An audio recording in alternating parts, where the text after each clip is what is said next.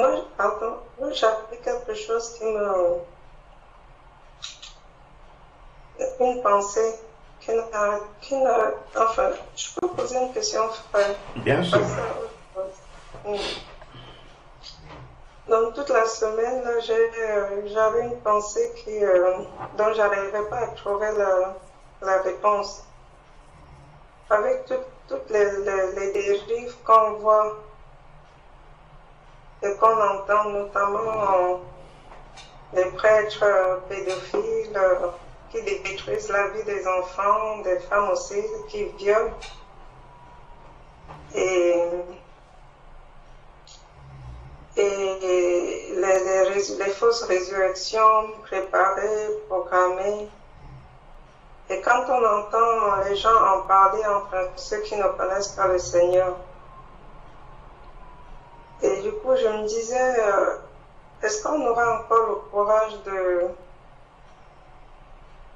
dans quelques années, puisque les dérives vont en grandissant, est-ce qu'on aura encore le courage de parler du Seigneur librement? Et est-ce que les gens seront encore prompts à écouter quand on leur parle du Seigneur? Donc, ça m'a vraiment... c'est une pensée qui m'a pas quitté toute la semaine.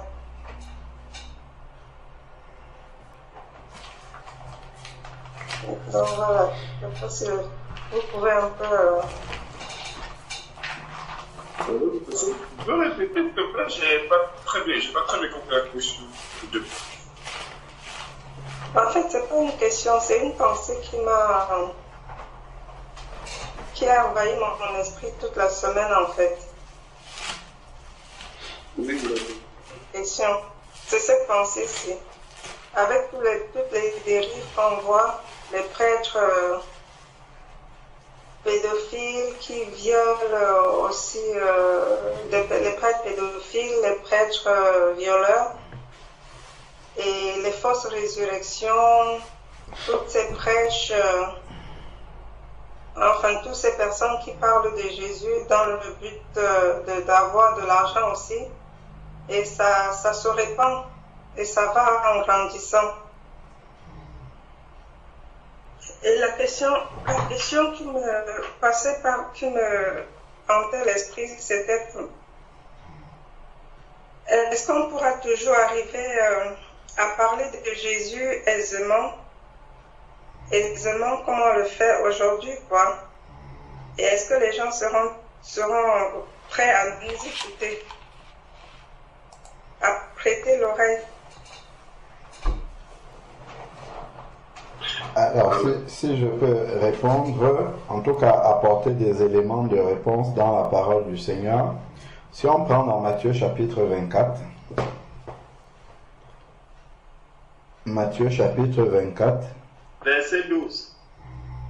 Gloire à Jésus. J'étais exactement sur ce verset.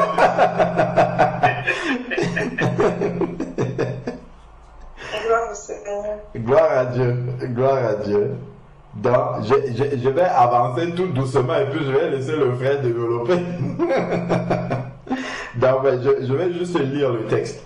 Donc, si on prend Matthieu 24, à partir du verset 3, pour comprendre le contexte. C'est pour ça que je prends plus haut, mais effectivement, le verset, c'est du côté d'où le frère disait. Donc, si on prend à partir du verset 3, donc on sait que là, on est dans le contexte de la fin des temps, ainsi de suite. Il est écrit à partir du verset 3, il s'assit, Jésus, sur le mont des Oliviers, et les disciples vinrent en privé lui dire, dis-nous quand arrivera-t-il, dis-nous quand cela arrivera-t-il.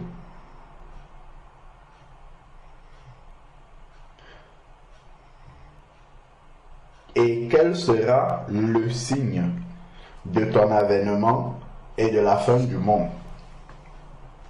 Jésus leur répondit, 1. Prenez garde que personne ne vous séduise. Ça, c'est l'avertissement qu'il donne aux disciples. Donc, forcément, dans les signes de la fin des temps, il y aura la séduction. Après, il y a plein d'autres passages dans les épîtres qui en parlent. Donc, la séduction va exister. Les fausses résurrections et tout ce dont tu as parlé, les faux enseignements, tout ça, ça va exister. Ça fait partie de la séduction. Et cette séduction-là, le Seigneur laisse arriver ça pour faire le tri entre ceux qui le cherchent véritablement. On va lire le verset après. Entre ceux qui le cherchent véritablement, de ceux qui veulent s'approcher simplement comme ça par, je ne sais pas, avec des motivations autres que rechercher véritablement le Seigneur. Donc, il dit, prenez garde que personne ne vous séduise. Donc, forcément, la séduction, par exemple, c'est pas quelque chose que Dieu va enlever. Il va laisser ça arriver parce que c'est déjà prophétisé ici, là. Ça va forcément arriver et ça va aller grandissant. Ça ne va pas aller en diminuant. Ça va aller grandissant, vu les versets qu'on voit là. Donc ensuite, la séduction. Il dit justement exactement ce que tu disais, Sœur Florent, car plusieurs viendront en mon nom en disant, c'est moi qui suis le Christ. Dans Jean chapitre 14, dans Jean chapitre 1 verset 14, il est dit, la parole s'est faite chair. Donc le Christ, en fait, c'est la parole encore. Donc ici, on peut comprendre, car plusieurs viendront en mon nom en disant, c'est moi le Christ, voici la véritable parole. Beaucoup vont venir en disant, voici la véritable parole. Et ils séduiront beaucoup de gens, pas un peu. Donc beaucoup même vont croire. Ce sont les fausses résurrections, après ceci, cela, ainsi de suite. Les gens vont croire. Ils séduiront beaucoup de personnes, pas un peu seulement. Donc c'est celui qui va demeurer enraciné au vrai cep, comme le Seigneur a dit de rester enraciné au vrai cep dans Jean 15. C'est celui-là qui va demeurer. Donc, vous entendrez parler, vous allez donc, là il a d'abord commencé par parler à l'église, maintenant il parle au monde, vous allez entendre parler de guerre et de bruit de guerre, ça ce sont les signes qui sont faciles à discerner pour le monde. Gardez-vous de vous alarmer car cela doit arriver. Donc quand on voit les, je ne sais pas moi, les guerres, les famines, toutes ces choses-là, et qu'on commence à paniquer, on commence à dire qu'il faut aller faire les réserves, les bunkers et tout ça, le Seigneur dit, regardons bien ce qu'il dit. Il dit des bruits, gardez-vous de vous alarmer, cela doit arriver. Donc il n'y a pas à paniquer par rapport à ça. Il y a à rester serein parce que c'est annoncé et dire, ah Seigneur, c'est ce que tu nous avais annoncé dans ta parole. C'est quand le chrétien va commencer à perdre la tête, à aller à gauche, à droite, c'est là qu'il va aller embrasser la séduction. Donc, tout cela doit arriver. Et justement, lorsque on va vers des personnes qui sont peut-être un peu, pas chrétiennes, qui sont peut-être un peu déstabilisées par ça et qu'on va peut-être évangéliser quelqu'un et que la personne a quand même le cœur ouvert, mais complètement déstabilisé par les faux miracles, les fausses résurrections, la fausse parole de Dieu, ainsi de suite. La prophétie, ici, là, peut aider à dire à cette personne-là que, en fait, tout ce que tu vois là, le Seigneur avait déjà dit que ça allait arriver. Mais ce n'est pas parce qu'il y a beaucoup de faux comme ça que le vrai n'existe pas. Lorsque Jésus était là, sur la terre, il y avait plus de faux enseignements que le vrai. Les chrétiens même étaient appelés une secte. Ils étaient peu nombreux au début, au temps de Jésus. C'est après que le nombre, quand les disciples ont commencé à évangéliser, à aller de par le monde, c'est là que les rangs des chrétiens se sont grossis. Mais sinon, quand Jésus était là, c'était une petite minorité de personnes, en fait, qui avaient accepté cette vérité. C'était un chemin vraiment étroit. Donc, ensuite, ici, là, la suite du verset 6, mais ça ne sera pas encore la fin. Une nation s'élèvera contre une autre nation. On voit ça, un royaume contre un autre royaume. Il y aura à divers endroits des famines, des tremblements de terre. Ça là, c'est très courant.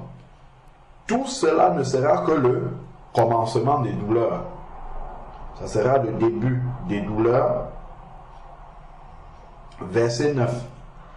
Alors on vous livrera au tourment et l'on vous fera mourir et vous serez haïs de toutes les nations.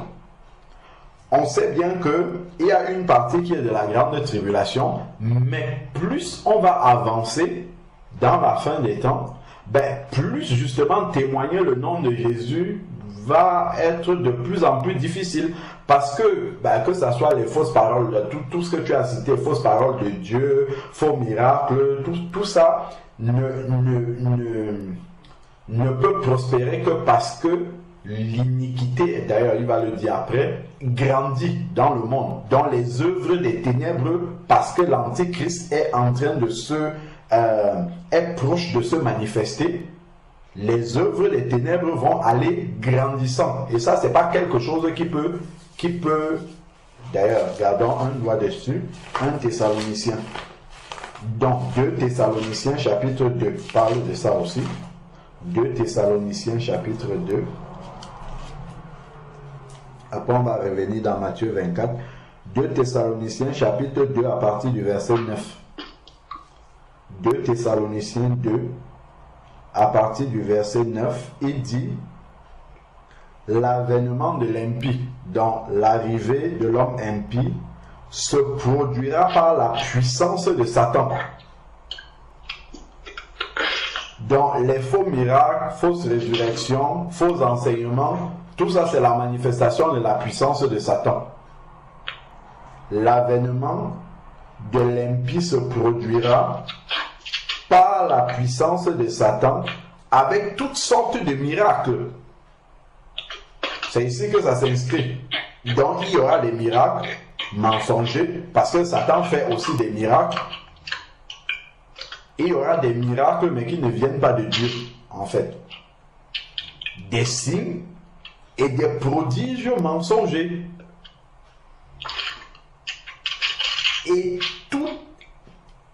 Et des prodiges mensongers avec toutes les séductions de l'injustice. Mais ça a un but. Regardons. Pour ceux qui périssent. Donc Dieu laisse arriver ça pour ceux qui périssent. Parce qu'ils n'ont pas reçu l'amour de la vérité pour être sauvés. Dans les faux enseignements, les fausses résurrections, tout ce qui arrive là, Dieu laisse Satan faire ça comme un jugement déjà sur la terre pour ceux qui périssent. Donc ça fait partie du plan de Dieu. Donc, pendant ce temps-là, là déjà on a déjà la réponse à la question de la sœur Florence.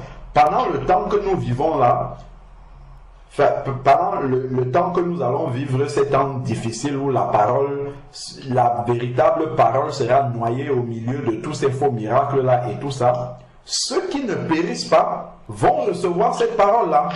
Ceux qui ont un cœur bien disposé vont toujours recevoir cette parole-là. Par contre, les faux miracles, les faux enseignements, les signes mensongers et tout ça sont pour ceux qui périssent.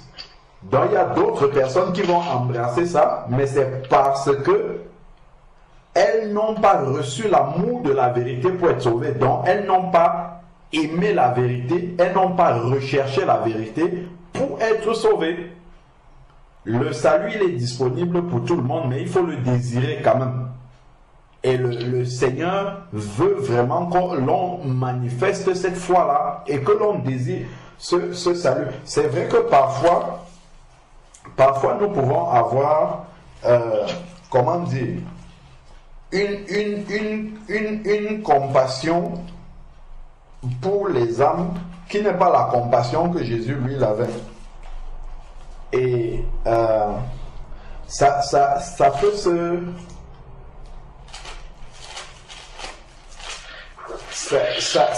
ça peut se confondre.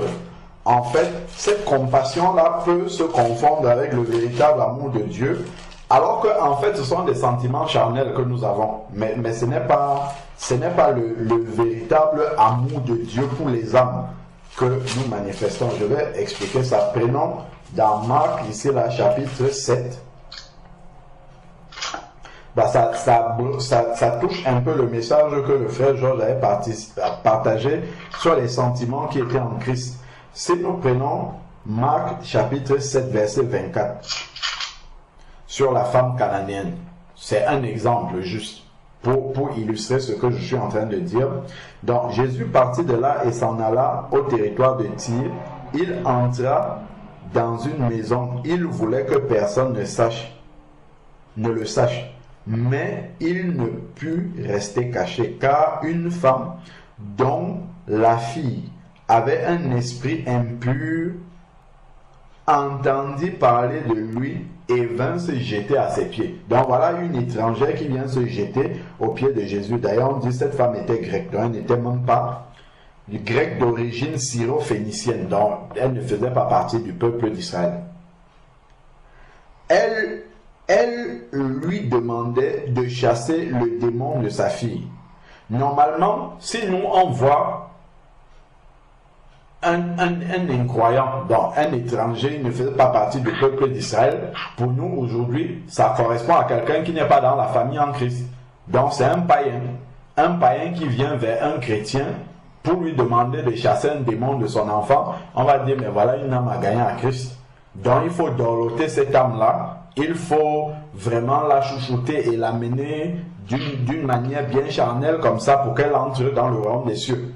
Donc on va tout faire pour amener cette personne-là comme si en fait le salut de la personne dépendait de nous. Mais regardons un peu ce que le Seigneur lui va faire.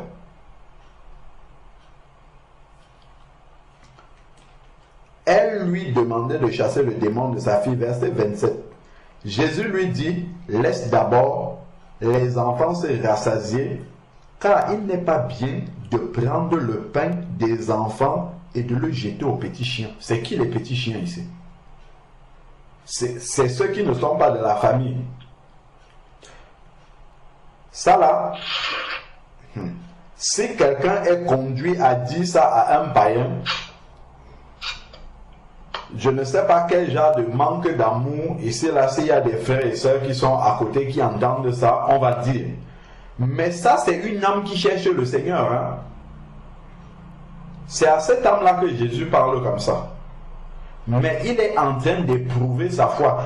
C'est-à-dire que l'examen-ci par lequel Jésus est en train d'éprouver la foi de cette femme-là, si elle passe cet examen-ci, elle ne pourra pas tenir la main de Jésus et lâcher la main de Jésus un autre jour. Et ça, c'est ce que nous, on ne comprend pas. Nous, on est tellement contents simplement que les gens confessent le nom de Jésus. Après, ce qu'ils vont devenir demain, ça nous importe peu. Pourtant, le Seigneur, lui, il préfère prendre 3 personnes qui vont finir dans le royaume des cieux qu'une foule, et toute la foule la meurt dans le désert d'Israël. Regardons tous ceux qui sont sortis d'Égypte. Je ne sais pas combien de millions ils étaient. Combien sont entrés dans la terre promise de Josué et Caleb, de cette génération-là.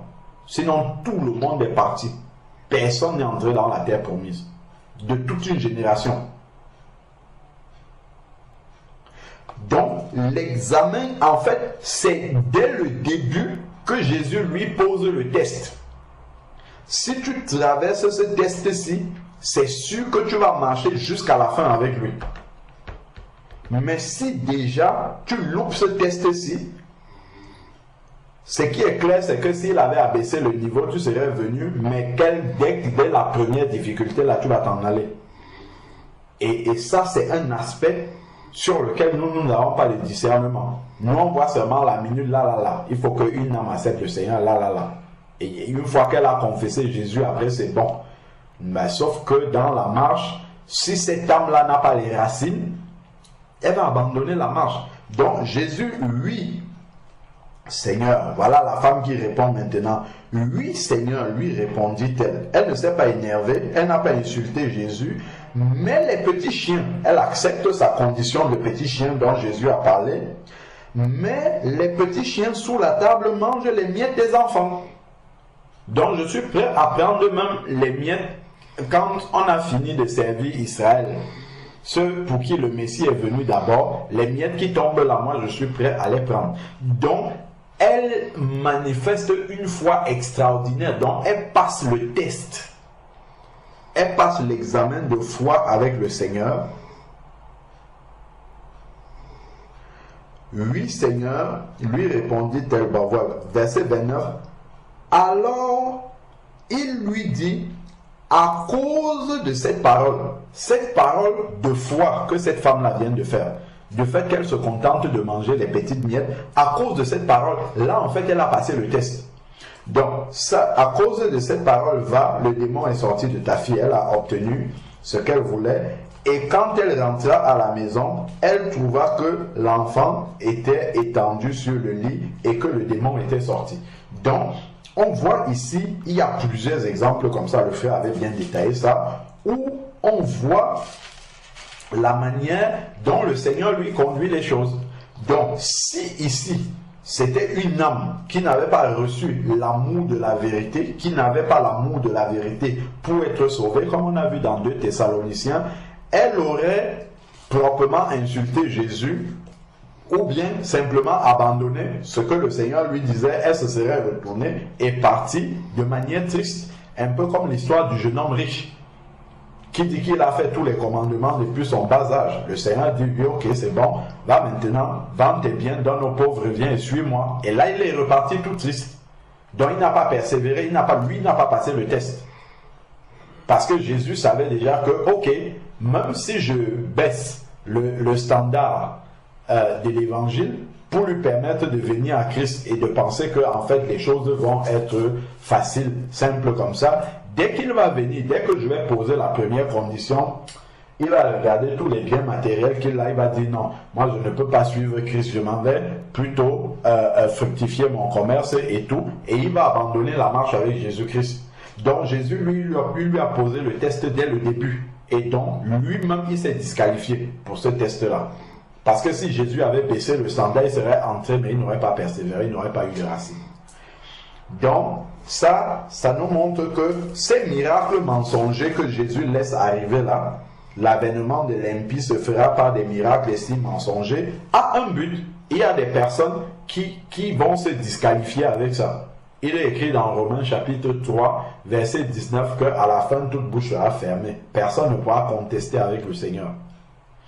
Donc, ces miracles mensongers là, si Dieu laisse arriver ça, c'est parce qu'il y a un but qui va accomplir le plan du Seigneur. Ce n'est pas Dieu qui envoie ces miracles-là, mais ça va accomplir le plan du Seigneur. Revenons dans Matthieu chapitre 24.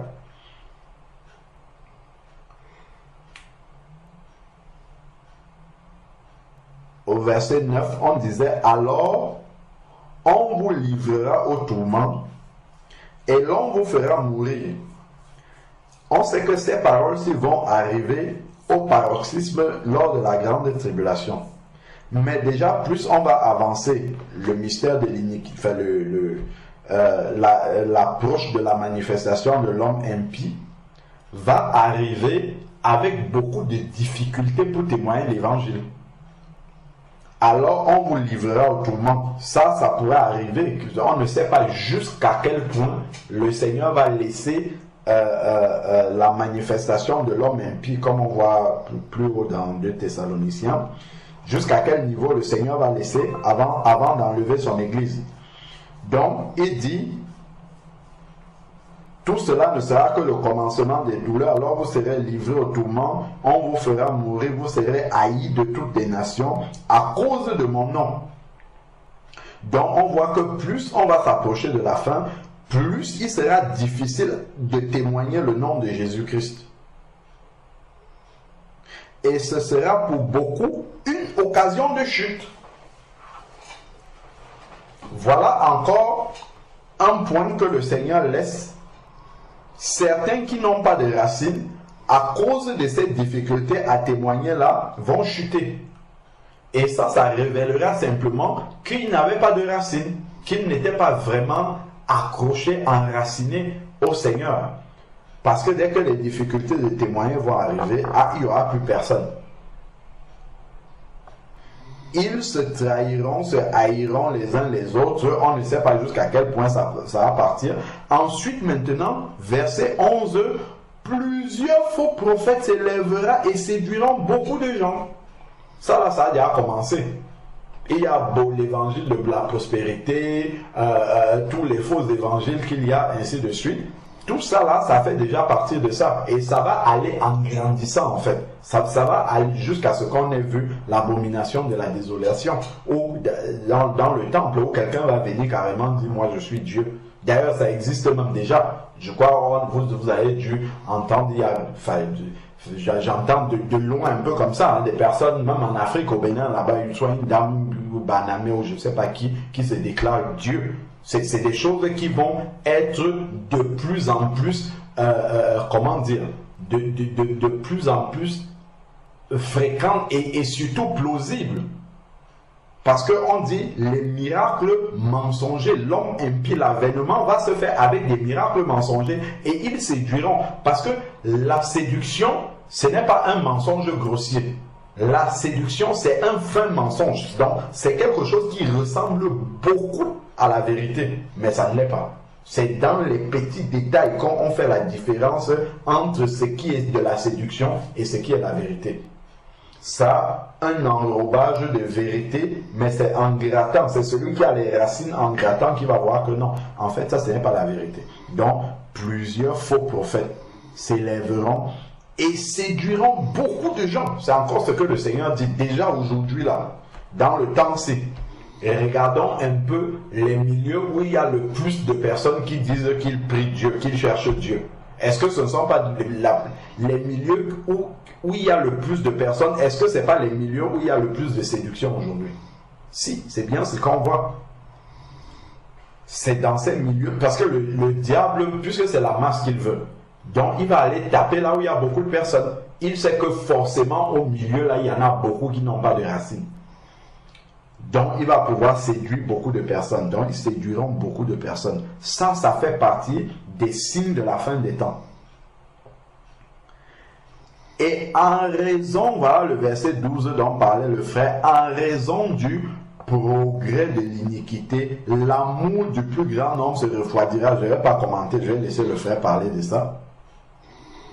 Ensuite, maintenant, au verset 13, il dit, celui qui persévérera jusqu'à la fin sera sauvé. C'est-à-dire que même si cette parole-ci prend tout son sens dans la grande tribulation, forcément, il y aura une grande difficulté pour ceux qui sont enfants de Dieu, peu importe à quel moment l'enlèvement va arriver, il y aura de grandes difficultés à continuer à vivre sa foi, à continuer à témoigner le nom de Jésus-Christ. Donc il y aura besoin de persévérer jusqu'à la fin, jusqu'au son de la trompette. Il faudra s'accrocher et continuer à faire ce travail. Et d'ailleurs, c'est ce qu'il dit au verset 14. Cette bonne nouvelle du royaume sera prêchée dans tout le monde entier pour servir de témoignage à toutes les nations. Alors viendra la fin. Donc le Seigneur n'a pas dit que comme il y aura les guerres, les bruits de guerre, les faux prophètes, on vous livrera au tourment, vous serez haïs par mon nom, ainsi de suite, la bonne nouvelle doit s'arrêter. Non, c'est écrit ici, la bonne nouvelle du royaume sera prêchée. Donc, nous, on ne doit pas s'arrêter pour se demander quelles sont les conditions. D'ailleurs, l'apôtre Paul le dit à Timothée. Il y a quelque chose que l'apôtre Paul dit à Timothée. Allons dans, je crois que c'est dans 2 Timothée qu'il lui dit ça.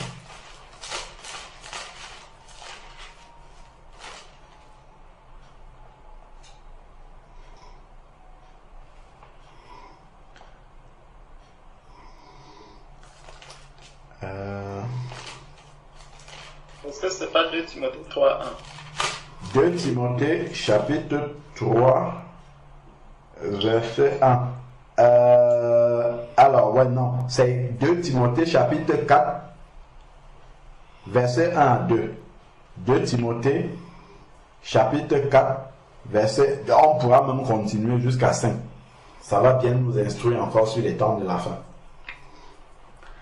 Il dit, je t'adjure, 2 Timothée chapitre 4, je t'adjure devant Dieu et devant Jésus-Christ qui doit juger les vivants et les morts, et au nom de son avènement et de son royaume. Regardons ce qu'il dit. Prêche la parole. Insiste en toute occasion, favorable ou non. Donc, le temps des faux miracles, de persécution et de tout ça là, les faux prophètes, ce n'est pas un temps favorable. Mais l'apôtre dit ici, prêche en toute occasion, favorable ou non, il faut prêcher. Donc, nous, on ne va pas convaincre, reprend, exhorte en toute patience en instruisant. Donc, nous, on ne va pas se préoccuper, puisque le Seigneur, d'ailleurs, il nous a beaucoup aimé de nous prévenir de ce qui va arriver. Donc nous, peu importe qui est les faux prophètes, les faux miracles et tout ça, nous on doit continuer à prêcher la parole de Dieu, puisque la bonne nouvelle doit être annoncée selon Matthieu 24 pour servir de témoin à toutes les nations. Après viendra la fin. Donc nous, on doit continuer à prêcher cette parole et là, on sera dans une occasion qui ne sera pas favorable. Mais il faut continuer à prêcher, à convaincre et ainsi de suite. Verset, toujours 2 Timothée 4, verset 3. Car il viendra un temps où les hommes ne supporteront plus la saine doctrine. Quand les hommes ne vont plus supporter la saine doctrine, l'apôtre ne dit pas qu'il faudra changer la doctrine pour prendre une doctrine que les gens vont aimer. Il faut continuer à prêcher la saine doctrine, toujours, même si ce n'est pas un temps favorable. Car il viendra un temps où les hommes ne supporteront plus la saine doctrine. Donc on va, donc ça c'est déjà dans l'église, mais même auprès de ceux qu'on évangélise. Quand on va aller leur dire non, l'église catholique, ça c'est pas la vraie église, ça c'est une église qui séduit les gens. Beaucoup pourront même nous persécuter, beaucoup pourront même nous outrager, ou bien dire que non, ça ce sont l'église catholique, c'est l'église mère, comme ils disent souvent, c'est l'église universelle. Donc nous on va toujours aller là-bas. Mais ça, ce sont des personnes qui n'ont pas reçu l'amour de la vérité pour être sauvées. Il y a des personnes malheureusement qui sont comme ça, bien sûr, nous devons accompagner tout ça de la prière, mais il y a des personnes qui seront comme ça au final quand même. Mais au gré de leur propre désir, avec la démangeaison d'écouter, ils se donneront maître sur maître dans une foule de docteurs. Donc ils iront forcément, il y en a qui iront toujours écouter ce qui plaît à leur oreille, ou selon la manière dont ils conçoivent Dieu et Jésus-Christ dans leur cœur, ils iront rechercher une parole qui correspond à ça, au lieu de chercher où est la vérité. Donc le Seigneur nous prévient déjà ici qu'il y aura des gens qui vont marcher de cette manière-là. Donc nous, notre devoir, ça sera de prier et d'agir. Agir pour aller témoigner Jésus-Christ en occasion favorable ou non, peu importe les conditions. Peu importe si les gens se convertissent ou ne se convertissent pas, notre souhait c'est que les gens se convertissent parce que Dieu lui-même veut que tous les hommes soient sauvés. Mais au final, on sait bien que tout le monde ne sera pas sauvé. Mais nous devons témoigner pour servir comme le Seigneur a dit, pour servir de témoignage à toutes les nations. Nous devons faire ce travail-là. Donc ils se donneront une foule de docteurs et détourneront l'oreille de la vérité. Verset 4. 2 Timothée 4, 4, ils détourneront. Donc on va leur dire la vérité, ils entendent bien et ils disent non. Moi je préfère, comme quelqu'un, tu vas lui dire, il faut que tu naisses de nouveau, il faut que tu cherches le Seigneur, il faut que tu ailles là où on prêche la vérité. Il va te dire, moi je suis né catholique et je vais mourir catholique. Tout le monde était catholique dans ma famille, donc je ne vois pas pourquoi je dois changer. Je ne sais pas d'où est-ce que je vais venir avec ça, donc il va rester catholique. Tu vas prier, tu vas exhorter, mais lui il restera comme ça. Il y a des gens qui seront comme ça et il y aura des âmes aussi qui vont changer. Qui vont accepter la vérité. Donc comme nous on ne sait pas, nous devons simplement porter toutes ces âmes-là en prière et faire le travail de témoignage, que ce soit en des occasions favorables ou non. Donc, ils vont tourner maintenant les oreilles vers les fables. Mais toi, sois sobre en tout, supporte les souffrances. Donc il y aura les souffrances liées, mais ça c'est pour l'homme de Dieu, mais même de manière générale pour le chrétien qui veut témoigner. Fais l'œuvre d'un évangéliste, remplis bien ton service. Donc voilà un peu pour ma part ce que je voulais dire sur cette question-là. Il y aura ça, c'est des signes de la fin des temps, toutes les manifestations des miracles mensongers dus à l'avènement de l'homme impie, mais la bonne nouvelle doit continuer à être prêchée à toutes les nations. Amen. Amen. Amen. Frère Georges, par rapport au 2 Timothée chapitre 4, et je te conjure devant Dieu et devant le Seigneur Jésus-Christ, qui doit juger les vivants et les morts, au nom de son apparition et de son royaume. Parole insiste en toute occasion favorable ou non. Reprend, censure, exhorte avec toute douceur et en instruisant. Car il viendra un temps où les hommes ne supporteront pas la sainte doctrine, mais ayant la démangeaison d'entendre des choses agréables. Ils se donneront une foule de docteurs, selon leur propre désir, détourneront leur oreille de la vérité et se tourneront vers les fables. Mais toi, sois sobre en toutes choses, supporte les souffrances, fais l'œuvre d'un évangile, remplis bien ton ministère. C'est pour moi, je sers déjà de libation et le moment de mon départ approche. J'ai combattu le bon combat, j'ai achevé la course, j'ai gardé la foi. Désormais, la couronne de justice m'est réservée.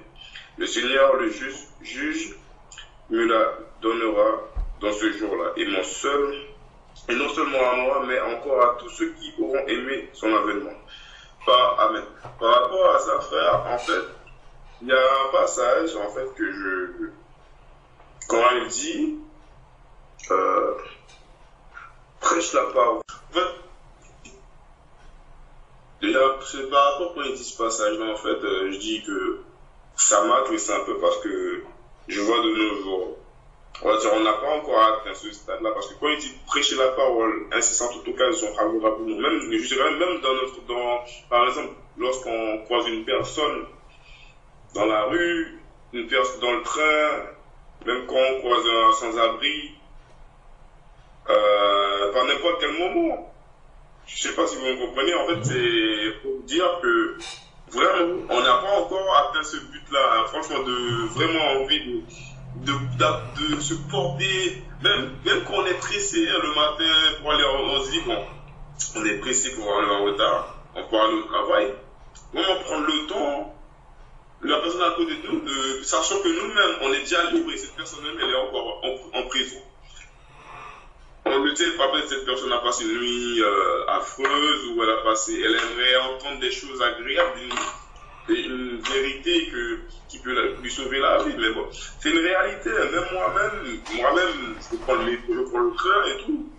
Je me rends compte que vraiment, j'ai pas encore cette portée-là d'annoncer la parole.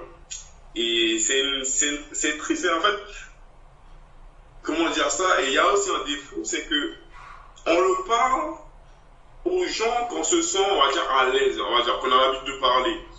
Et ça s'est passé hier dans mon travail. J'étais à table avec mes collègues de travail, l'heure de pause, et ils ont commencé à parler des trucs, de l'homosexualité. Et je les ai dit, franchement, c'est contre nature, c'est absurde, que c'est vraiment un truc, c'est abominable, les animaux ne le font pas, pourquoi les autres? Et il y a une dame, elle a dit, elle trouve normal que 2 hommes, en fait, c'est plus, on va dire, convenable que 2 hommes élèvent un enfant. Moi, je dis, mais quel est l'exemple, où est l'exemple qu'ils vont apporter l'enfant? Je les ai expliqué que tout part comment dire ça, je trouve pas le mot, tout part de l'éducation. Tout part de l'éducation. Et elle me dit, aujourd'hui on verra avec et tout. Après moi, je l'ai pris, je l'ai dit, franchement, c'est contre nature. Dieu, j'ai expliqué qu'au début, Dieu a créé l'homme et la femme, pas l'homme et l'homme. Comment veux-tu 2 hommes puissent se reproduire? Voilà, j'ai expliqué des choses comme ça. Et ils m'ont dit,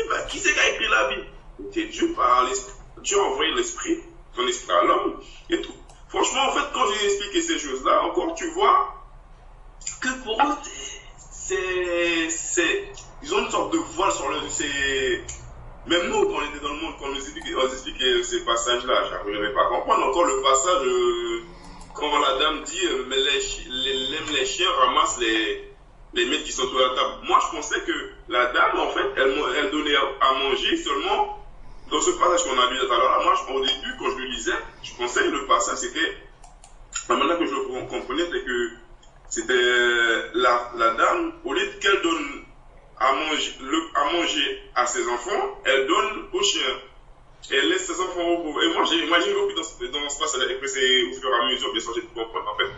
Et pour expliquer que eux-mêmes, lorsque je les ai parlé de l'évangile, enfin, bien sûr, en allant dans leur sens, entre guillemets, c'était voilé pour eux, en fait. C'était voilé. Et franchement, ils ont essayé de me faire rentrer dans leur sens. Au final, franchement, j'étais dégoûté. J'étais vraiment dégoûté. Je suis sorti de la table, je les ai laissés dans leur délire. Franchement, voilà, juste pour dire, on n'a pas vraiment atteint ce stade de cette perfection d'annoncer la parole, favorable ou non, en fait. Voilà. Dieu vous bénisse.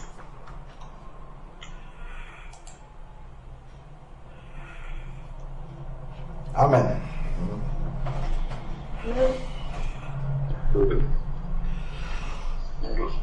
Gloire à Dieu. Je vais d'abord commencer par répondre à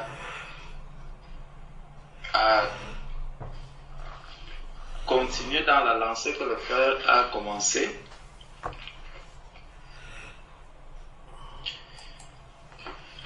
Donc dans Matthieu, si nous revenons dans Matthieu 24, où le frère était, Matthieu chapitre 24, le frère a tout expliqué, il m'a laissé un morceau. Mais merci frère, parce que tu n'as fait. Amen, amen.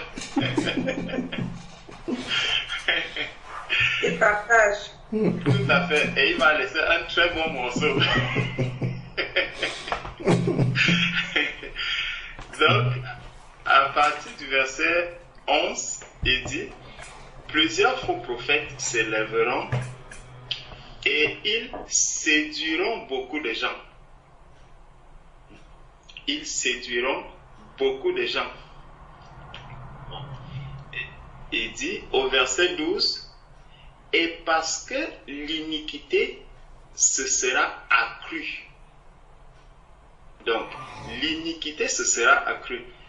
Nous voyons que le Seigneur, lorsqu'il parle de l'iniquité, l'iniquité n'est rien d'autre que le péché. Et donc, le Seigneur nous montre que, justement, l'un des signes de la fin des temps, c'est que le péché va aller grandissant dans le monde. On le voit à travers tout ce qui se passe, la pédophilie, la zoophilie, bref, la dégradation des mœurs que l'on voit aujourd'hui, des personnes qui marchent nues, et toutes ces choses-là, elles nous montrent que l'iniquité est en train d'aller de manière croissante. Et ce n'est pas pour que ça puisse encore diminuer, parce que rien de tout ça ne va encore diminuer dans le monde. Si nous prenons 2 Timothée chapitre 3, 2 Timothée chapitre 3,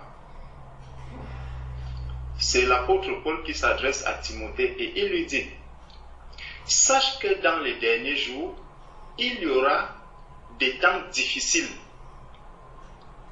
Dans les derniers jours, il y aura des temps difficiles. Les temps difficiles pour un enfant de Dieu, justement, quand un enfant de Dieu entend par temps difficile, il faut voir 2 types de temps difficiles. Les temps difficiles peuvent être par rapport à la chair.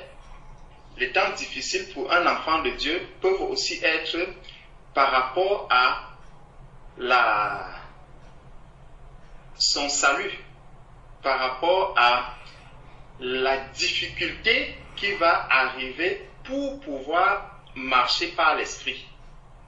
Ça, c'est le temps difficile. Parce que quand on regarde longtemps en avance, on voyait comment les enfants étaient obéissants, comment les hommes, par exemple, la question du divorce, on n'en parlait pas, les trucs comme l'homosexualité, on n'en parlait pas, c'était vraiment des choses qui n'étaient pas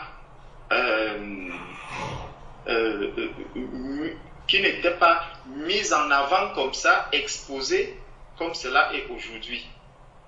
Donc il y a le péché qui était vraiment moins présent, pas qu'il était moins présent, mais comme la parole de Dieu dit, on appelle ce qui est mal bien et ce qui est bien mal. Et plus on avance, plus le retour du Seigneur est proche et plus le mal se fait appeler bien.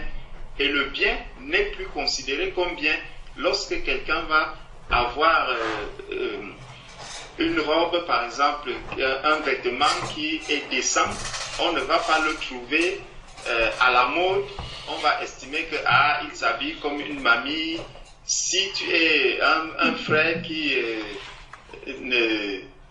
ne parle pas d'une certaine manière, on dit non, il n'est pas d'actualité. Donc tout doit être remis à l'ordre du jour. Ça, c'est ça qui va faire la difficulté pour les enfants de Dieu de pouvoir avancer encore. Et le Seigneur dit que si ces jours n'étaient pas abrogés, même les élus pourront être séduits. Donc plus l'iniquité va avancer, plus le péché va avancer, et plus les véritables enfants de Dieu, comme le frère disait tout à l'heure, les véritables enfants de Dieu vont paraître. Et ceux qui ne sont pas affermis vont aussi paraître, parce que le tamis va se faire. C'est pour ça que tous ces événements-là doivent arriver. Et ça aidera celui qui avançait avec le Seigneur de manière légère, ça l'aidera à se dire, hey, attention, je me rends compte que je ne suis pas encore affermi. Tout à l'heure, on était en train de rendre grâce à Dieu parce qu'on a vu la foi du frère qui prend des engagements en disant, oui, je m'engage à ce que cette grossesse aille jusqu'au terme. Ça, c'est vraiment la foi que beaucoup doivent imiter. Nous devons imiter de telles foi parce que le moment arrive où réellement nous aurons besoin de cette foi.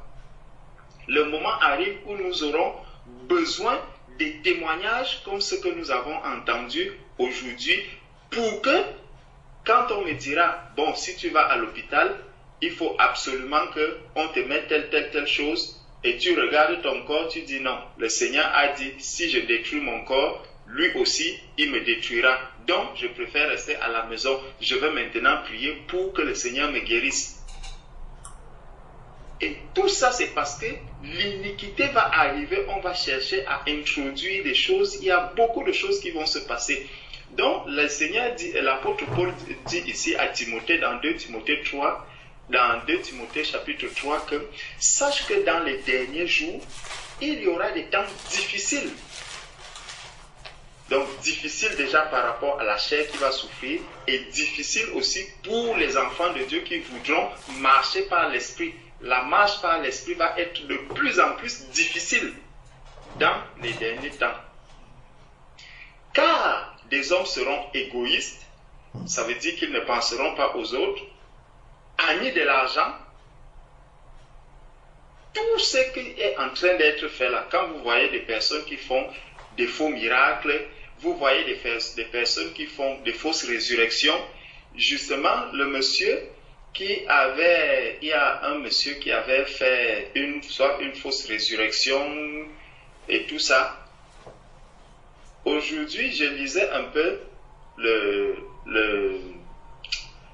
l'histoire de ce monsieur et semble-t-il, il doit être le pasteur le plus riche du monde.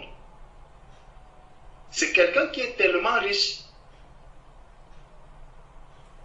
Et c'est lui qui a fait ce truc. Quand je lisais aujourd'hui sur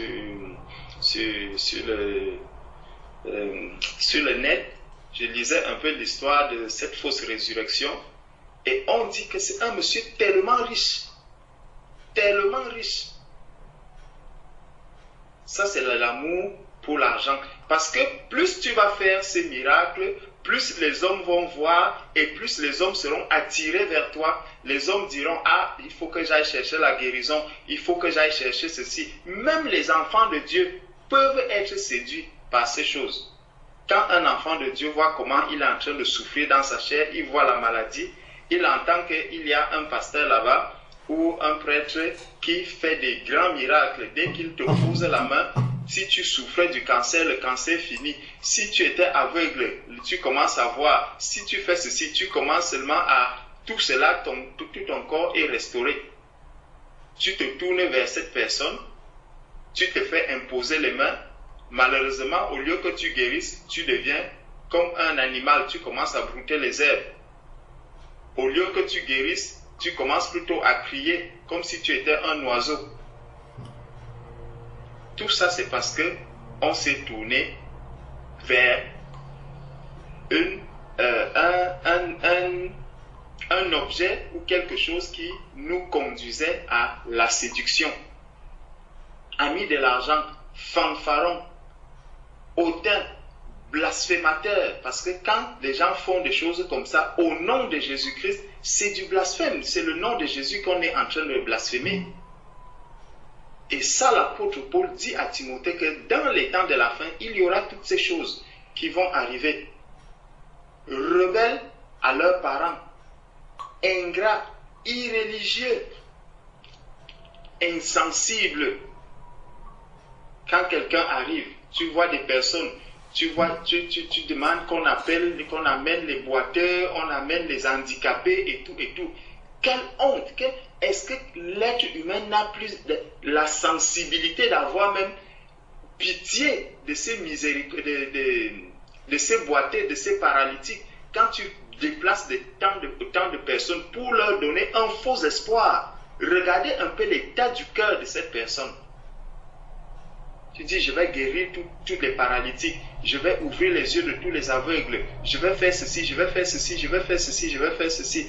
Et on met une grande affiche, campagne de résurrection des morts, campagne de restauration de la vue, campagne de restauration des pieds, campagne de ceci. On fait toutes ces campagnes-là alors que par la suite, Jésus n'en avait jamais fait. Et les hommes vont se tourner vers ces personnes.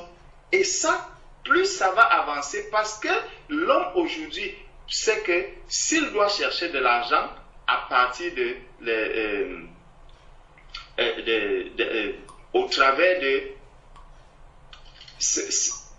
en tout cas du verbe qu'ils utilisent au nom de Jésus-Christ, il faut qu'il fasse ces miracles.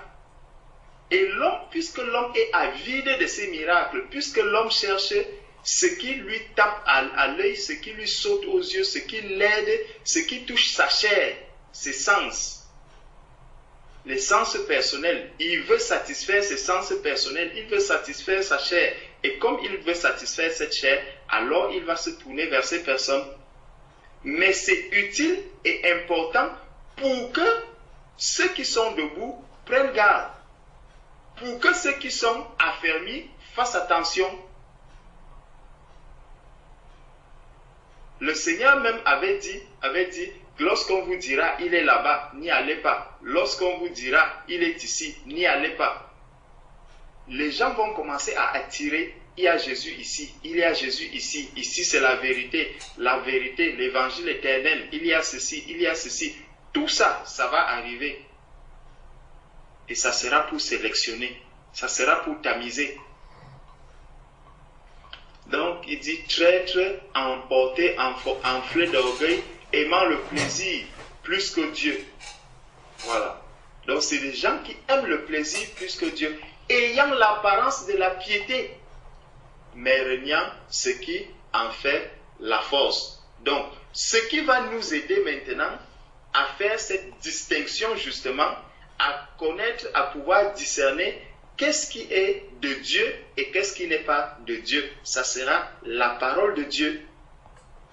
Si nous gardons la parole de Dieu en nous, si nous savons discerner, et discerner, on discerne avec la parole de Dieu. Tout ce que vous voyez là, c'est avec la parole de Dieu qu'il faut discerner.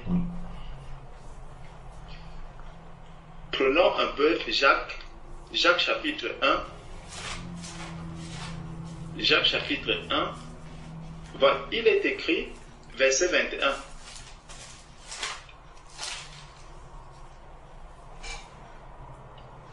Bon, commençons au verset 19. Sachez-le, mes frères bien-aimés, ainsi que tout homme soit prompt à écouter,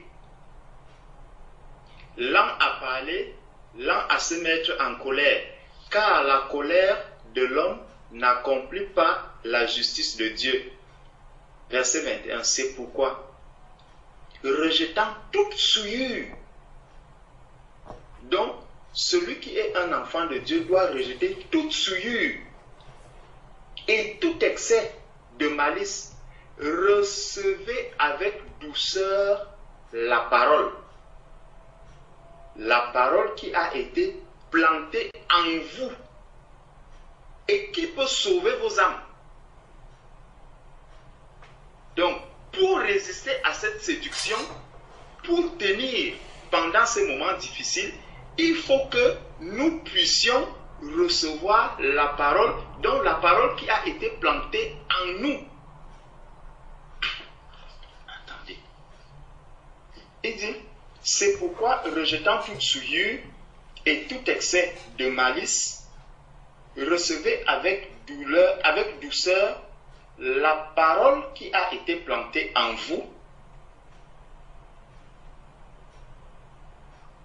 et qui peut sauver vos âmes. Donc, c'est la parole de Dieu qui peut sauver nos âmes. La parole qui a été plantée en nous, on nous dit dans Jean chapitre 1, au commencement était la parole. La parole était avec Dieu, la parole était Dieu. Donc, c'est cette parole-là qui est venue habiter en nous. Et c'est cette parole-là qui peut sauver nos âmes. Donc, il faudrait que nous soyons vraiment enracinés dans cette parole, que nous puissions chercher à comprendre réellement qu'est-ce que Dieu a dit, quelles sont les promesses de Dieu, qu'est-ce que Dieu a révélé à l'Église pour la fin des temps, pour ces temps difficiles. Ceux qui ne lisent pas la parole ne pourront pas les connaître. Ils ne pourront pas connaître toutes ces promesses. Ils ne pourront pas connaître les avertissements que le Seigneur a donnés pour l'Église, les avertissements que le Seigneur a donnés pour la fin des temps. Si nous ne lisons pas la parole de Dieu, si nous ne méditons pas la parole de Dieu, si nous ne gardons pas la parole de Dieu, nos âmes ne pourront pas être sauvées parce que nous ne serons pas à l'abri. Nous ne connaîtrons pas comment est-ce que je dois savoir que ça c'est un faux miracle, ça c'est une fausse prophétie, ça c'est un mensonge, ça c'est ceci. Tout ça, le Seigneur nous dit que nous ne devons pas rejeter les prophéties, mais nous devons les examiner. Comment est-ce que je peux examiner si je ne connais pas la parole de Dieu? C'est avec la parole de Dieu que nous allons pouvoir tenir dans ces temps difficiles. Ce n'est qu'avec la parole de Dieu. Si je n'ai pas la parole de Dieu, ça sera difficile. La parole le Seigneur nous dit encore dans Marc chapitre 13.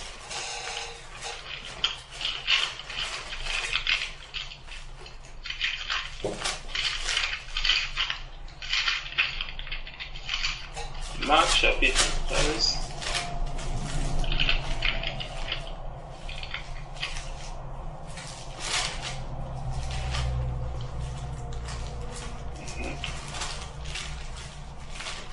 C'est justement ce qu'on était en train de dire.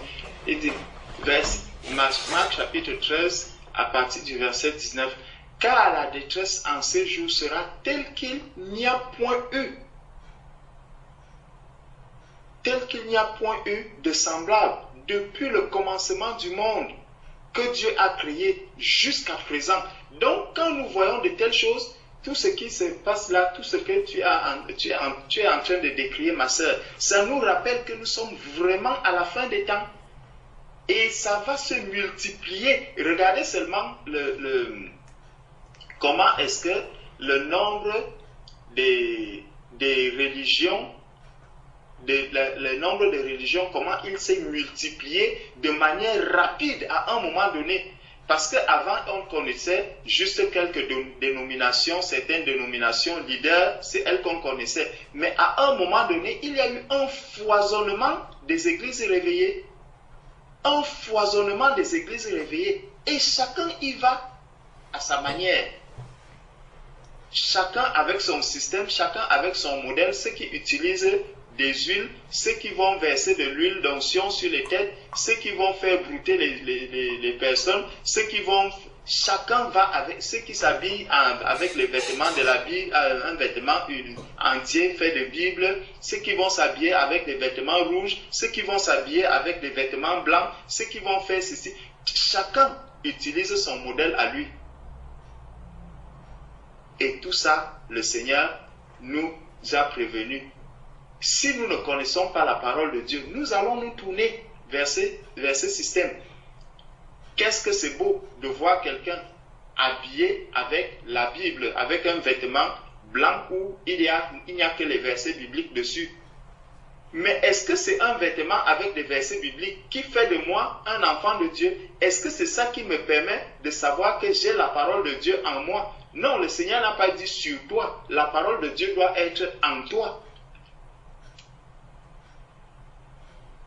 Donc, même si tu couds un vêtement, on te coud un vêtement qui est écrit de Genèse jusqu'à Apocalypse avec des petites écritures, la tête est revêtue de tout l'Apocalypse, les pieds sont revêtus de tout Genèse, le reste du corps de tous les restes des versets, ça ne te sert à rien si tu ne connais pas cette parole. Si ce n'est même pas suffisant, tu couds aussi une veste avec les versets bibliques, tu couds les chaussettes, tu couds même les chaussures, ça ne te donnera rien. Tu peux porter tout ça. Si tu ne gardes pas la parole de Dieu en toi, elle ne sauvera pas ton âme. Donc ce n'est pas avec les versets bibliques à l'extérieur que ton âme va être sauvée. Il faut que les versets bibliques soient à l'intérieur de toi, que nous ayons la parole à l'intérieur de nous. Là, nous pourrons connaître où est le faux et où est le vrai. Nous n'allons pas être séduits par tous ces miracles, par toutes ces fausses prophéties, toutes ces personnes qui vont ressusciter les morts à la fin, qui vont faire ceci. Non, tout ça ne devra pas nous séduire. Il faut qu'on garde la parole en nous. Le Seigneur nous dit donc que, car la détresse en ces jours sera telle qu'il n'y a point eu de semblable depuis le commencement du monde que Dieu a créé jusqu'à présent, et qu'il n'y en aura jamais. Et si le Seigneur n'avait abrégé ces jours, personne ne serait sauvé. Mais il les a abrégés à cause des élus qu'il a choisis. Si quelqu'un vous dit alors, le Christ est ici, ou il est là, ne le croyez pas. Quand on regarde, quand on lit un peu ce verset, juste pour nous faire comprendre que quand le Seigneur nous dit que la parole doit être à l'intérieur de nous, nous devons garder la parole en nous. Je ne sais plus combien de fois est-ce que au Cameroun, il est apparu où on disait que Marie a apparu. Il y a eu une apparition de Marie. Même dans des maisons, ces maisons, les gens ont commencé à escalader des barrières. Les gens ont même commencé à vendre les billets pour que tu puisses accéder à cette maison. Si quelqu'un connaît cette parole-ci, je ne sais pas où c'est que quand un événement comme celui-là arrive, la parole même disparaît du cœur. Je ne sais plus. Parce que, juste en lisant que, si quelqu'un vous dit, alors, le Christ est ici, ou il est là, ne le croyez pas. Si tu lis seulement cette parole-ci et que tu la gardes en toi, quand on te dira que Marie est en Simalène, tu diras non, je ne pars pas. Parce que c'est écrit, le Seigneur a prévu cela. Mais vous allez voir peut-être un enfant de Dieu dans un état de maladie. On lui dit, ah, les gens sont en train de guérir là-bas en Simalène parce que il y a l'arbre sur lequel Marie est arrivée, l'écorce de ça est en train de guérir. Même si tu souffres du cancer, la personne trouve guérison. Dites-moi en une journée comment quelqu'un a pris une écorce, il a bu l'écorce, l'eau de cette écorce, on lui a fait l'examen et le même jour on lui a dit que ton cancer est déjà fini. Mais les gens vont croire cela. Les gens vont accepter tout cela. Et quand un enfant de Dieu va aussi entendre cela, il dira, ouais, mon cancer, si, Dieu peut même aussi m'aider. Il repart. Voilà comment on tombe. Et ça montre quoi? Ça montre que la personne ne s'attendait pas vraiment à Dieu. Il était prêt à tout, pourvu que cette guérison-là puisse lui être accordée. Mais malheureusement, tu révèles donc que tu n'étais pas affermi dans le Seigneur, le cancer n'est pas guéri, et là, tu vas commencer à pleurer. Est-ce que tu auras même la force de pouvoir te repentir? Ça, c'est toute la question. C'est tellement dangereux lorsqu'on est déjà tombé dans la séduction.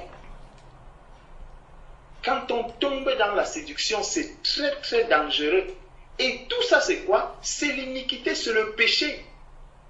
Et le diable, ne l'oublions pas, l'iniquité, c'est qui parle iniquité parle du malin.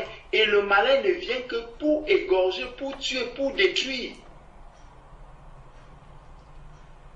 Le Seigneur dit l'iniquité va s'accroître, l'iniquité va grandir. Donc le diable va vraiment secouer, il va secouer le monde. Le malin va secouer le monde dans tous les sens. Pour faire tomber, pour faire tomber, pour faire tomber, pour détruire, pour que les personnes s'éloignent.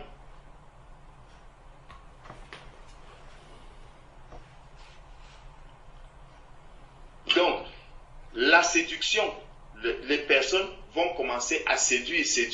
Il y a un verset, regardons un peu dans Proverbes. Donc, voir dans Proverbes, chapitre 7. Proverbes, chapitre 7.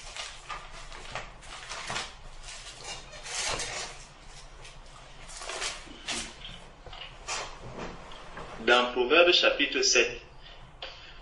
Commençons, c'est une histoire qui est très intéressante. Commençons au verset 19. Car mon mari n'est pas à la maison. Il est parti pour un voyage lointain. Il a pris avec lui le sac de l'argent. Il ne reviendra à la maison qu'à la nouvelle lune. Verset 21.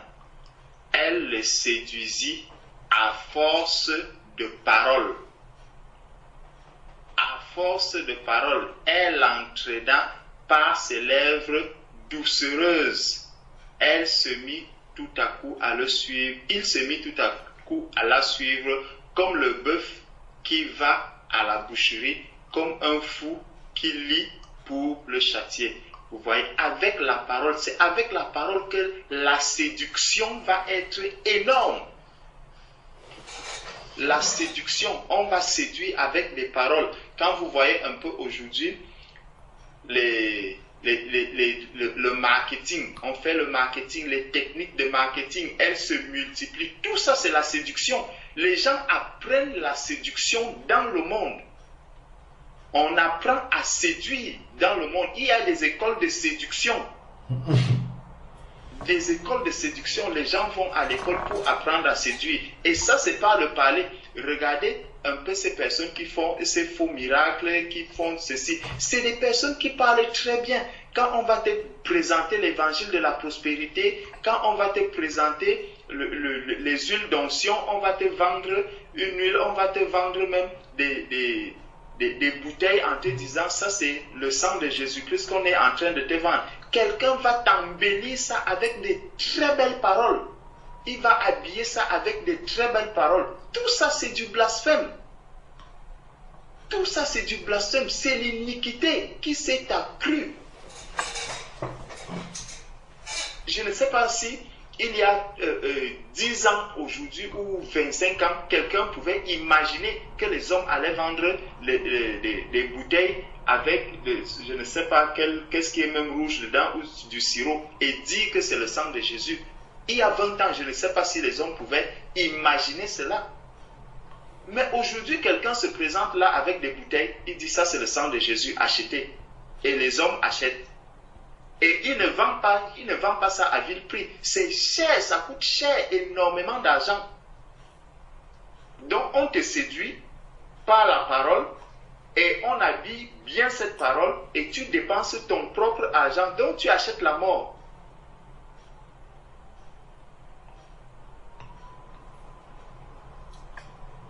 Elle le séduisit à force de parole. Elle l'entraîna par ses lèvres doucereuses. Il se mit tout à coup à la suivre. C'est comme ça que l'on fait. Donc quelqu'un parle bien, quelqu'un argumente bien et on commence à le suivre. C'est comme ça qu'on suit ces hommes qui font des miracles. Généralement, c'est souvent du bouche à oreille. Tu vas entendre, oh, quand tu vas là-bas on aide beaucoup les gens. Hein. Là-bas, on fait beaucoup de miracles. Hein. Là-bas, il y a même des gens qui vont s'occuper, ils vont vous aider, ils vont vous donner de quoi manger. Après le partage, on va vous donner ceci, on va même vous assister. Si tu as même des enfants, il y a des personnes qui vont s'occuper de ces enfants. Tu vas chercher le salut ou tu vas pour chercher des aides sociales, des assistants sociaux qui vont s'occuper des enfants. L'iniquité, ce serait accru. Et parce que l'iniquité se sera accrue, la charité du plus grand nombre se refroidira. La charité, l'amour envers le Seigneur va même être refroidi parce qu'on sera en train de... Puisqu'il y a tel que l'apôtre Paul a dit, a rappelé à Timothée qu'il y aura des temps difficiles. Et lorsque ces temps difficiles vont arriver, l'amour même vis-à-vis du Seigneur, ça va refroidir. Je ne pourrai plus aimer Dieu. Parce que quand je dois aller, quand je regarde, on me dit, si tu vas à l'hôpital, il y a telle chose. Si tu fais ceci, forcément il faut te compromettre. Si tu fais ceci, forcément il faut te compromettre. Si tu dois faire ceci, forcément il faut te compromettre. Quand je regarde toute ma vie, c'est comme si j'étais déjà cerné de toutes parts. Qu'est-ce que je dois faire? Je ne peux accepter que la compromission. C'est là que les gens vont commencer à tomber. Et si tu ne peux pas, si tu refuses de te compromettre, alors les temps difficiles attaquent vraiment ta chair. Les temps difficiles vont vraiment arriver dans ta chair et tu vas bien souffrir. Et cette souffrance, est-ce que tu es sûr que tu vas pouvoir tenir? Le Seigneur même a dit que si ces jours ne sont pas abrégés, même les élus pourront être séduits et tomber. Donc, il y a des temps difficiles qui arrivent et il faut qu'on se prépare. Il faut que notre foi soit ferme. Il faut qu'on médite la parole de Dieu. Il faut qu'on garde la parole de Dieu en nous. Il faut qu'on soit persévérant. Aujourd'hui, on a encore la grâce d'avoir la communion fraternelle. Il faut qu'on bénéficie, qu'on profite de toutes ces choses au moment où elles sont encore disponibles. Les temps viendront où nous ne pourrons plus nous asseoir comme ça un soir pour dire nous allons partager, nous allons louer le Seigneur, adorer le Seigneur, prier. Toutes ces choses-ci, elles nous seront difficiles. Si nous ne nous habituons pas à la communion fraternelle maintenant, si nous ne comprenons pas que la communion fraternelle est utile, importante en ce moment, ce n'est pas lorsqu'il y aura des temps difficiles que nous allons nous accorder une quelconque importance à la communion fraternelle. Non, ça ne sera pas possible. Si maintenant où nous pouvons encore nous asseoir, prendre ta Bible, lire ta Bible, la méditer, ce n'est pas quand ces temps difficiles vont véritablement arriver que je pourrais avoir le courage de prendre encore ma Bible. Non. Maintenant, nous avons encore la possibilité de prier, de louer, d'adorer, de prêcher en public, de parler du Seigneur là où nous sommes. Lorsque les temps difficiles arriveront, je ne suis pas sûr que si je n'ai pas appris à le faire maintenant, c'est en ce moment que je pourrai apprendre. Non, ça sera trop tard. Forcément, je vais tomber dans la compromission. Forcément, je me dirais que je n'ai aucune autre possibilité de m'en sortir que d'aller me compromettre. Et là, je vais me tourner vers ceux qui font ces miracles, vers ceux qui vont vous dire, non, venez ici, dès que vous faites ceci, on va vous donner à manger, vous faites ceci. Les gens vont commencer à perdre leur salut à cause seulement de la nourriture. Parce que quand vous regardez un peu la manière dont le Seigneur a traité le peuple d'Israël, on comprend que rien qu'avec la famine, beaucoup de personnes mouraient seulement à cause de la famine. Donc si les gens mouraient à cause de la famine, dans l'ancienne alliance, ça veut dire que même dans la nouvelle alliance, si le Seigneur instaure, et il a parlé des famines, quand ces famines vont arriver, les gens vont perdre le salut à cause de la famine. Tu vois quelqu'un qui fait 2 jours, 3 jours, 4 jours, il n'a pas à manger. La première proposition qu'on va lui faire, il va tomber. Il dit non, Dieu comprendra. Dieu comprendra et il se compromet. Tout ça, c'est pourquoi? Parce qu'on ne s'est pas affermi dans la parole de Dieu. Parce qu'on a compris que ces temps difficiles, on ne va pas les préparer par la chair. Non. Ce n'est pas par la chair que les temps difficiles vont être préparés. C'est par l'esprit. Il faut que l'esprit soit vraiment affermi, que je sois un chrétien affermi spirituellement. Un chrétien préparé pour ces temps difficiles. Alors je pourrais tenir.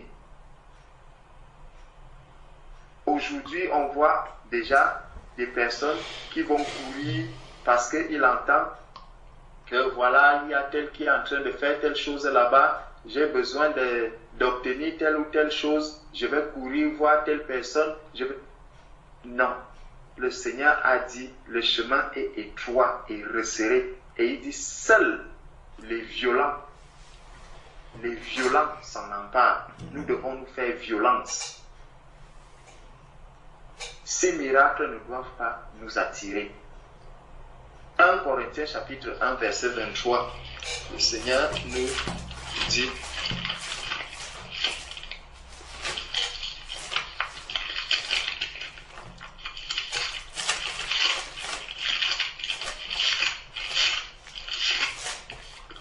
dans 1 Corinthiens chapitre 1, du verset 20 au verset 23. Où est le sage? Où est le scribe? Et où est le disputeur de ce siècle? Dieu n'a-t-il pas convaincu de folie la sagesse du monde?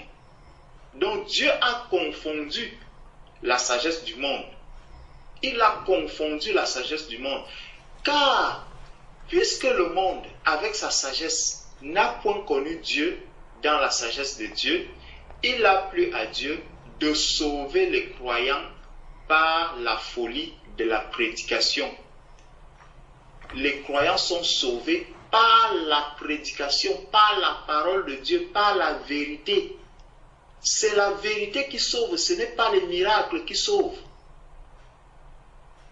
Ce n'est pas les miracles qui sauvent. Il faut qu'on fasse très attention. Ces miracles peuvent nous aider à affermir notre foi, à nous accrocher davantage. Mais on n'est pas sauvé par ces miracles. Le salut même déjà, c'est un miracle que le Seigneur a fait. Mais c'est un miracle que beaucoup ne voient plus. C'est un miracle que beaucoup ne considèrent pas. C'est le plus grand miracle que l'on peut expérimenter dans sa vie. Si tu n'as pas le miracle de la conversion, tu peux expérimenter tous les autres miracles, cela ne te sert à rien. Tu es aveugle, tu recouvres la vue. Souviens-toi des 9 lépreux qui étaient guéris de la lèpre et qui n'étaient pas revenus dire merci au Seigneur, ils sont repartis ayant leur guérison. Cela ne leur a servi à rien. La guérison du Samaritain lui a donné ce qui était le plus important. Tu peux recouvrer la vue si tu n'as pas recouvré le salut. Cela ne te sert absolument à rien.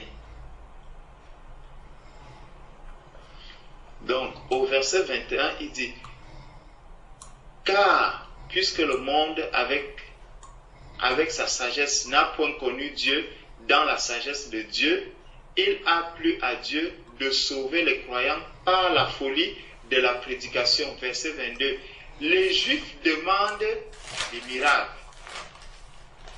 Les Juifs demandent des miracles. Et les Grecs cherchent la sagesse.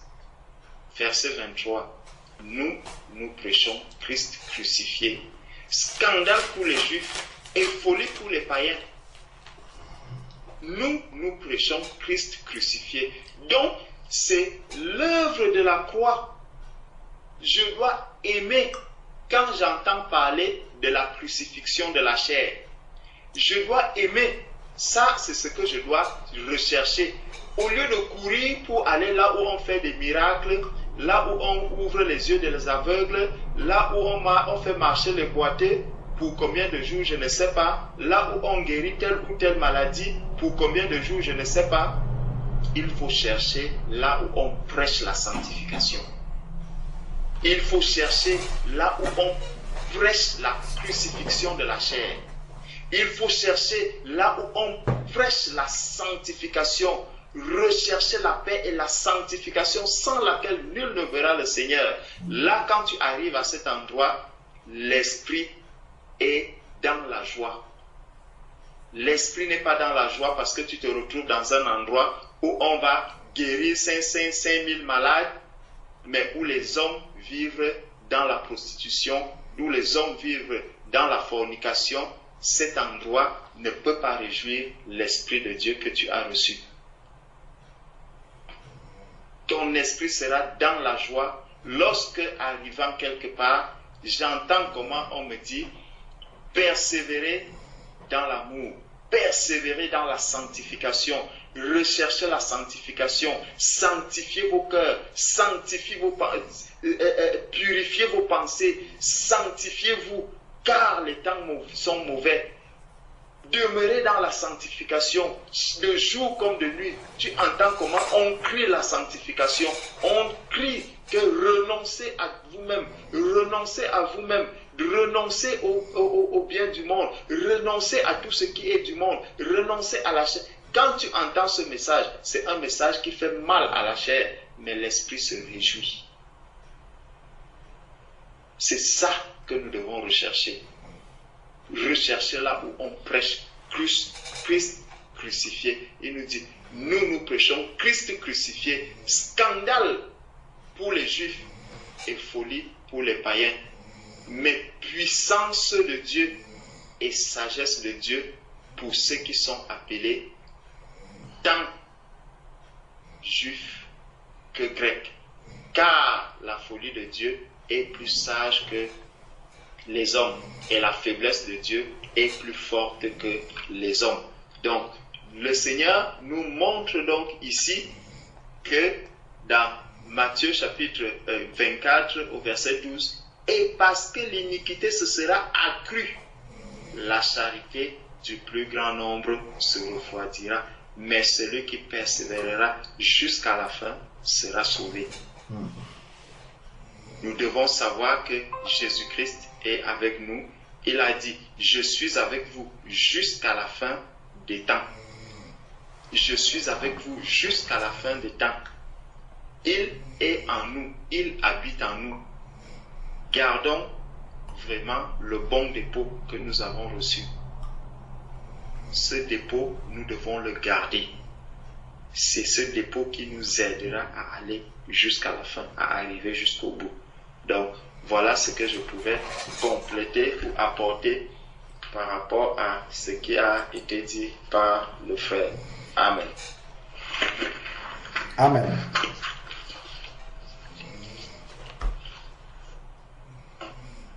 Amen. Amen.